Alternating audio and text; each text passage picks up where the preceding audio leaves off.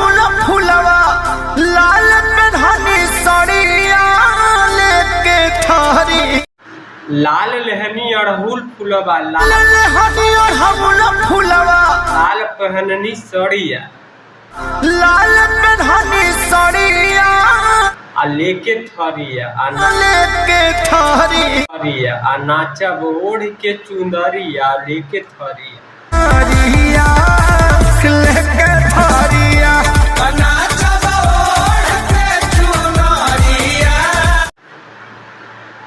नमस्ते प्रणाम। तो कैसे हैं आप लोग? आई होप आप लोग अच्छे होंगे। मेरा नाम गौतम कुमार।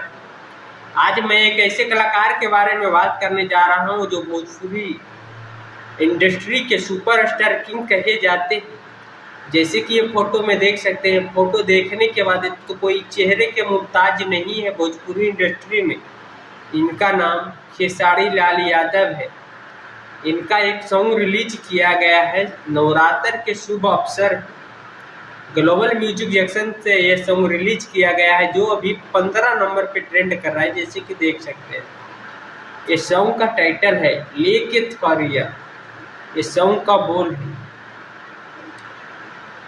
लाल लहनी अड़हुल फुलवा लाल पहननी सड़िया आ लेके थरिया आ नाचब ओढ़ के चुंदरिया आ लेके थरिया। जैसे कि ये सॉन्ग सुन सकते